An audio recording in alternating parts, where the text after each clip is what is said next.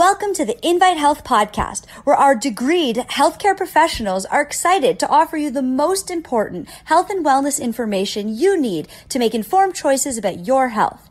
You can learn more about the products discussed in each of these episodes and all that Invite Health has to offer at www.invitehealth.com/podcast. First-time customers can use promo code podcast at checkout for an additional 15% off your first purchase. Let's get started.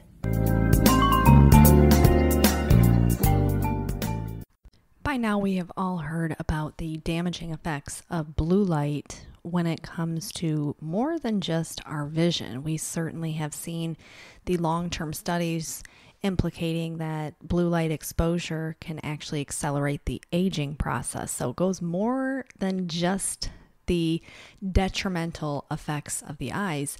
And for many people who maybe have young children or grandchildren, you may have seen that trend that more and more children are spending an awful lot of time in front of their different digital screens.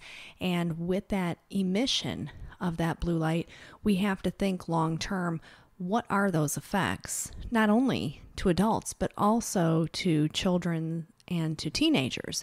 So I want to talk about that in some detail today. I am Amanda Williams, MD, MPH, and let's get right to it. We know that the majority of people, certainly in this country, spend hours upon hours. It's estimated that 60% of people spend more than 6 hours per day in front of a digital device.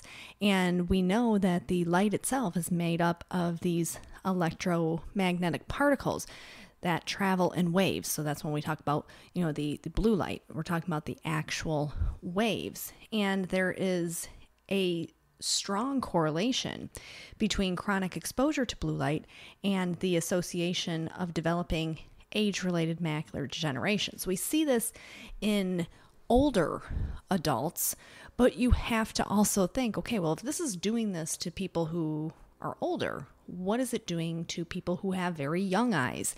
And we cannot be immune to this. We can't turn a blind eye to the real problem that we are seeing.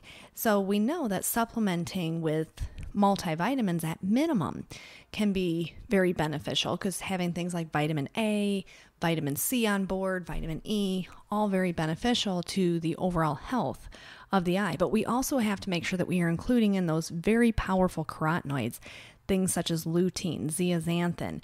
We know that these have a really powerful effect when it comes to fending off the negative, harmful means by which the blue light is actually damaging the eye itself. And we know that the way that that blue light is actually working is it penetrates into the retina. And this is where they induce this phytochemical stress within the retinal cells themselves. And this creates a significant amount of damage. So when we have damaged cells, the normal response in the body is, well, we should probably get rid of that. So we're starting to see this greater rate of apoptosis or programmed cell death because of that. And when we're dealing with people who are older, clearly that cell rejuvenation doesn't happen as easily as it does when someone is younger. But we have to at least pay attention to the fact that children are definitely having a significantly higher amount of exposure to blue light than many of us even recognize. I mean, certainly I know I didn't spend much time in front of digital screens growing up myself because they didn't exist. So, but I look at my nieces and nephews and I think, wow, they spend an awful lot of time just, sitting there staring at their iPads or their iPhones or whatever, digital device that they are working with that day. And there are multiple studies now that are starting to come out showing the harmful effects of that. Now, many of this is kind of unavoidable for children who are maybe doing, virtual schooling right now and they have to sit in front of their computer screens. But even in the in-class setting, so much of this has gone digital that you just have to be aware and take the appropriate measures. And so if you have a child or a grandchild, you should be advocating on their behalf for their little eyeballs that they should at minimum be on a multivitamin that includes those key nutrients, including things like vitamin A, vitamin C, vitamin E, along with the important carotenoids, lutein, zeaxanthin, lycopene, for example, all very, very important. So I want to talk about a study that was published in the Frontiers in Public Health, talking about that relationship between screen time and myopia. And so when we look at, myopia, and recognizing that this is, a significant problem within the vision. So that's when we talk about myopia, we're referring to nearsightedness and having a difficult time in terms of being able to focus. The light can't focus on the retina, causing things that are further away to be blurry. So they're spending so much time in front of the screen, it's doing that damage to the retinal cells. And then when they try and look out in a distance, they have a hard time with that visual acuity. So in this study, they were looking at children between the ages of 5 and 7 years old who all have their own smartphones. So they know that these kids are on their phones. And yes, it's kind of ironic, 5 to 7 year old with smartphones. And many of them also had their own tablets as well. So this study was really looking at this detailed analysis of the visual impact. So they were looking at roughly 7,500 children between the ages of 5 and 7 years old. And this was conducted in Spain during 2016, 17, and 19. And they were assessing their visual acuity. So they did these different visual screenings. And they found that children with myopia, so with this nearsightedness, had more screen time than the children who did not have the myopia. So there's that direct correlation. We have seen other studies looking at the impact of computer use on children's vision, and millions of children sitting in front of computers, having iPhones, having their tablets, and extensive viewing. And that exposure to that blue light, what that's actually physiologically having an impact on. So a lot of these children are coming home from school and complaining of their eyes hurting or, feeling fatigued, blurry vision, headaches, dry eyes. There's a lot of different ways in which a kid may present their symptoms. Maybe you see them constantly rubbing their eyes. Well, why is that? Because the eye itself is dry. Maybe they have some mild pain within the eye. So these are things that we need to be cognizant of and make sure that we are taking the appropriate steps to avoid further damage. We know that children are very adaptable, and oftentimes children just kind of go about their day, and if they have a problem with their vision, they're probably not telling anybody about this. So unless you are taking your child in to the eye doctor to have screenings done, you may not even be aware that they are creating daily damage because of that blue light. And you think about when you go out in the sun, most people, try and take measures to protect their eyes. They put on sunglasses and the polarized lenses. And we know that sunlight itself has been known for years to create damage to the eye. And we also know that the blue light that comes from these electronic devices is 10% more potent than what we are getting from the sun's rays itself. So that's a very important thing to notate, understanding that these light emitting devices are really creating a significant amount of havoc within the vision itself, which is why we keep seeing study after study. There was another study that came out in 2018 in the Cyber Psychology Behavioral Journal, talking about computer and mobile device screen time of children and their eye behavior. And they said the roles of risk perception. In this, they said that the average daily screen time was roughly 3.5 hours, which I don't think is quite accurate. Anytime I see children, especially when they start to get into adolescence, it seems like they are glued in front of their screens pretty much from the time that they wake up to the time that they go to bed.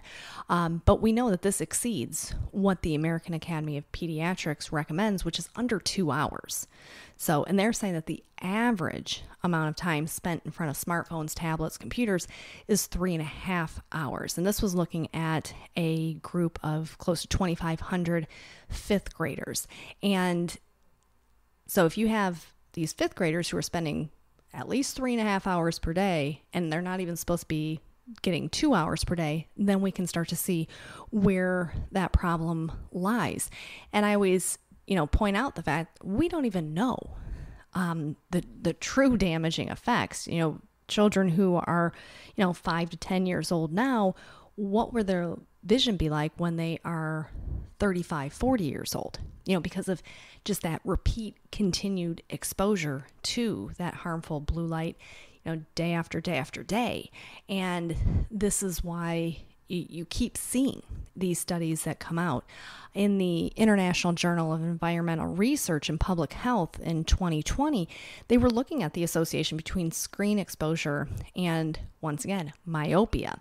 And this was in preschoolers. So this particular study really kind of honed in on that fact, once again, that even in preschool children, they are starting to show signs of visual impairment, basically, you could say, because of their exposure to all of these different devices from, the minute they're a toddler and they can, hold an iPad. And I think for many of us, we take for granted the value of vision. And it's not until we start to have problems with our vision that we begin to care, basically. So taking the appropriate steps and making sure that you have the right nutrients on board is really quite critical. When you think about what are you taking in each and every single day in terms of your diet? Are you getting adequate exposure to, high vitamin C foods? Are you getting adequate exposure to foods that are high in vitamin A, for example? For many people, the answer is no, because we know most people are not adhering to a Mediterranean diet. And that certainly can be a major issue. We know that antioxidants play an extensive role in maintaining our vision throughout our life, which is why there was even a study looking at grapeseed extract and how that could actually improve the eye health. And we know, once again, that when we have continued long-term damage being done to our eyes, to those retinal cells, and remember, vitamin C is kind of a big one when it comes to protecting those retinal cells. Many times we think about vitamin C when it comes to the immune system, but when it comes to vision health, vitamin C is really very, very important. So think about even young children having adequate amount of vitamin C in their diet every day and taking a multivitamin. You can look at the children's multivitamin that we have. Our kids' chewable multivitamin at Invite Health is just packed with all of these really wonderful and essential vitamins and minerals along with that carotenoid blend. So it includes the zeaxanthin and the lutein and the lycopene. So if you have children or if you have grandchildren and you do have these concerns, they should be taking something just like the kids' chewable multivitamin. Now, say if it's a little bit of an older child and they're not into those chewables, then definitely looking at something like the multi-energy powder, for example, would be a really good choice. Or even, looking at the core multivitamin or the multi-protection would also be a really nice option. Now, here's another just point, because we know that most children are not getting adequate exposure, not only to their vitamins and minerals, but also to omega-3s. Now, when we talk about the apoptosis or the programmed cell death that occurs within the retinal cells, we have to think, how can we impede that? How do we block that from happening? Well, here's an interesting study out of LSU, Louisiana State University, where they were looking at fish oil and how that can actually help vision cells to survive. So in this research that they were doing over there, they were looking specifically at DHA. And this is key because we know DHA is one of the very important omega-3 fatty acids. And it is the DHA that they found actually could help those photoreceptor and retinal pigment cells to survive. So just that little fact alone, knowing, okay, DHA coming from fish oil can help those retinal cells survive. So thinking about what you should be doing for the health of your eye because of the higher exposure to the harmful effects of that blue light, then we know having the multivitamin on board along with having a good omega-3 fatty acid that's yielding you a high amount of the DHA. And when I say a high amount, you want to be getting probably 500 milligrams of just DHA per day would be quite advantageous. And for children who maybe are not eating fatty fish to get that type of an exposure, then looking towards, different ways to incorporate in some omega-3s. You can even look at flaxseed as an option, because we know that the flaxseed, while it's ALA, it will convert in the body to the DHA. So a lot of ways to make sure that we are getting those types of exposures to protect our eyes. And this is really very important, especially nowadays, knowing what we know, realizing how much exposure we are getting to the blue light, and in children in particular, already seeing the signs of visual impairment brought on, even in preschoolers, because of chronic exposure to blue light. It's really sad, but it's also something that we can try to get ahead of by doing the right things. Vitamins, minerals, those carotenoids, including that lutein, zeaxanthin, and making sure we have omega-3s on board as well. So that is all that I have for you for today. I want to thank you so much for tuning in to the Invite Health podcast. Remember, you can find all of our episodes for free wherever you listen to podcasts, or by visiting invitehealth.com/podcast. Do make sure that you subscribe and you leave us a review. You can follow us on Facebook, Twitter, and Instagram, and we will see you next time for another episode of the Invite Health podcast.